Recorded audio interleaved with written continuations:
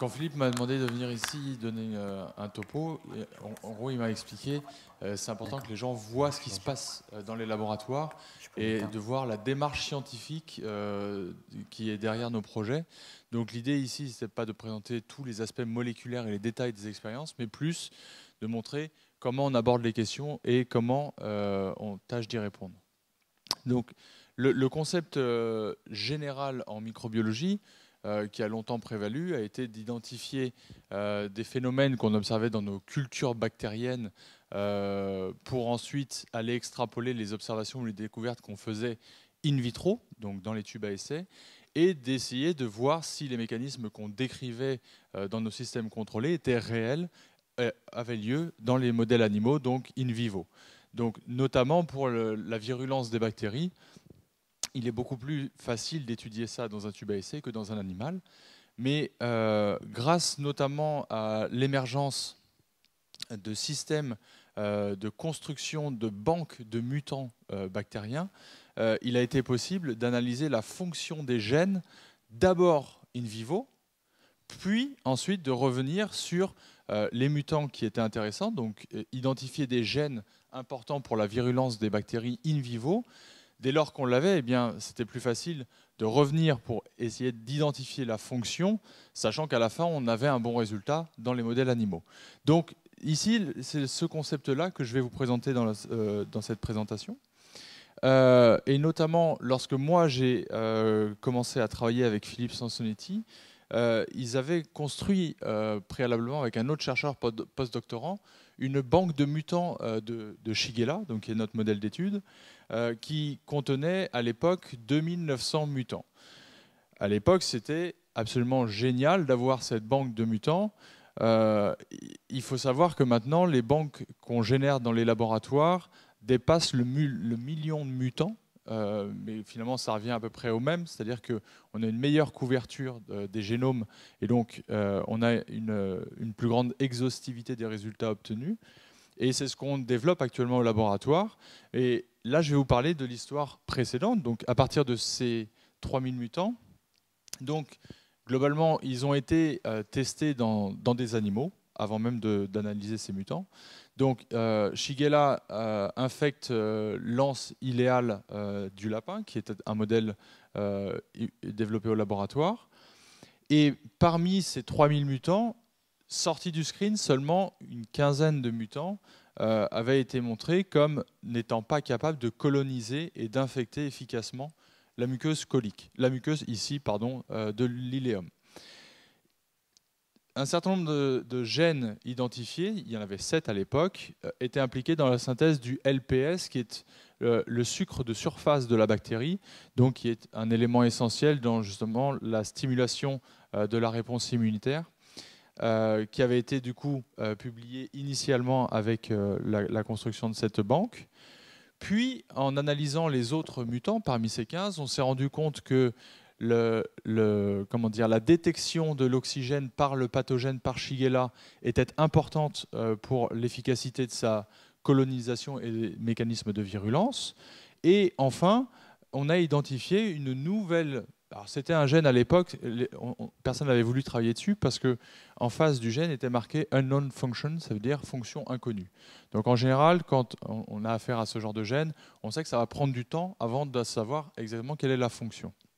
Donc, on a mis le temps qu'il a fallu, mais on y est arrivé. Et cette protéine, ce gène ou cette protéine, on l'a appelée ZAPE. Et je vais vous parler aujourd'hui de cette protéine donc, qui est impliquée dans la division bactérienne.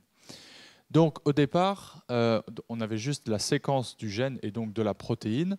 Et le seul élément qui était vraiment intéressant, c'est que ce gène est conservé chez l'ensemble des bactéries à gram négatif. Et autre élément important, il y avait une séquence qui s'appelle une P-loop, qui est riche en glycine avec une lysine et une tréonine, qui est signe de l'interaction de ce domaine avec des nucléotides comme potentiellement l'ATP ou le GTP. Et on sait en général que ces protéines-là ont des fonctions importantes. Donc on a été déjà caractériser la fonction biochimique en incubant, alors avec des vieilles techniques ici présentées, d'incubation de protéines purifiées avec de l'ATP radioactif ou du GTP radioactif. Et en gros, si vous avez une activité ATPase, l'ATP devient le GDP, GDP et libération de phosphate inorganique. Et idem avec du GTP. Et dans ce cas-là, on libère, donc je refais parce que je me suis trompé, donc c'est ATP donne ADP et GTP je donne GDP, on perd un phosphate inorganique. Et ici, en l'occurrence, on a démontré que c'était vraiment une ATPase et pas une GTPase. Et on avait même identifié le site catalytique avec une mutation ici de la lysine. Donc on est parti sur une protéine, d'abord on sait que c'est une ATPase, donc ça c'est in vitro. Et de façon très intéressante, ça c'est en gros pour vous prouver qu'on a reconstruit le mutant a posteriori. Donc initialement il était issu de la banque de mutants, on l'a reconstruit, on a remontré que ce mutant était atténué in vivo. Donc là on est revenu dans des modèles animaux. Et si vous regardez bien, ici c'est un mutant donc dans Shigella delta ZAP-E. Et vous voyez non pas des petites bactéries ici comme dans la souche sauvage, mais on a commencé à voir ce genre de petits serpentins dans les modèles animaux. Donc c'est des bactéries, le mutant est un peu allongé, ce qui est en général signe de perturbation, soit de la division de la bactérie, c'est-à-dire qu'elle est capable de s'allonger mais pas de se diviser, ou alors des perturbations du mur bactérien ou parfois du LPS. In vitro, voilà ce qu'on observait finalement. La mutation n'est pas létale, c'est-à-dire que la bactérie continue de croître. Donc si on mesure la croissance de la bactérie, on voit des choses qui sont à peu près similaires à la souche sauvage. Par contre, on voit des altérations de la forme de la bactérie.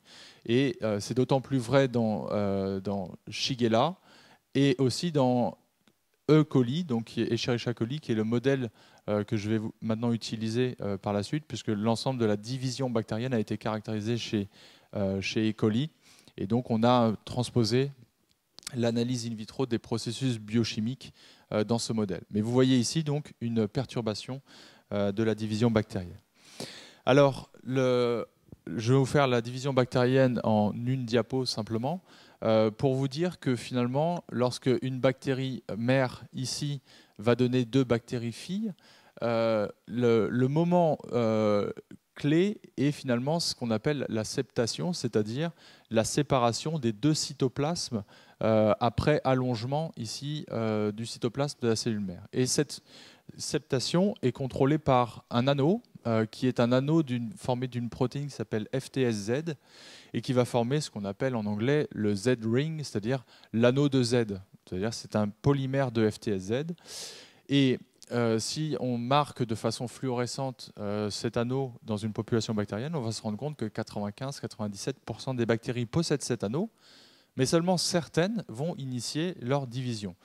Par un mécanisme qu'on observe, qui est la constriction de cet anneau, c'est-à-dire la diminution du diamètre de cet anneau jusqu'à un point critique qui va permettre justement aux 2 membranes de s'individualiser et donc de libérer les 2 cellules filles.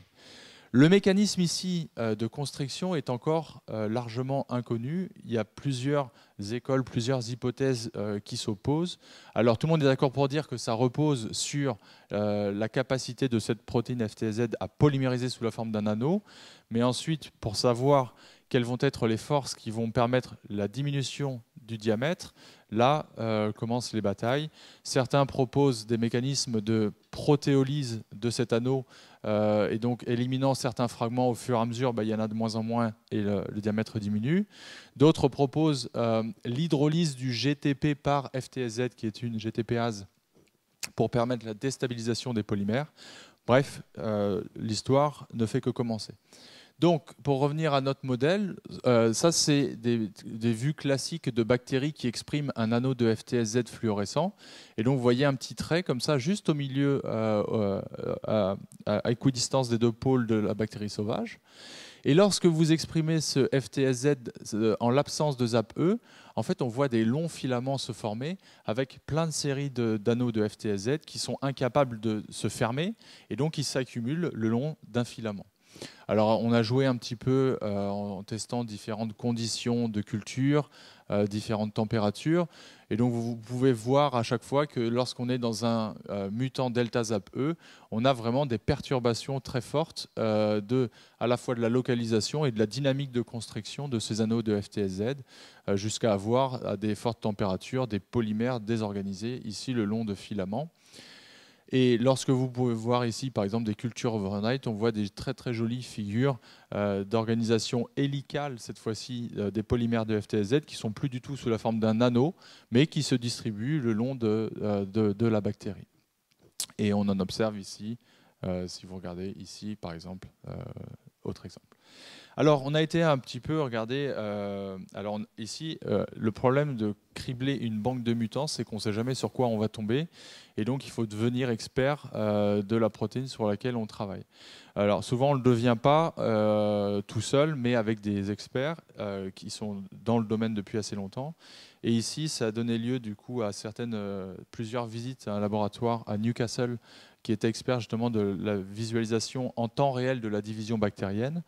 Et l'expérience a consisté, donc, on y a été avec nos constructions qui exprimaient FTSZ, donc l'anneau en vert, et l'expression de notre protéine fusionnée à un autre tag qui est mCherry, qui donnait notre protéine rouge.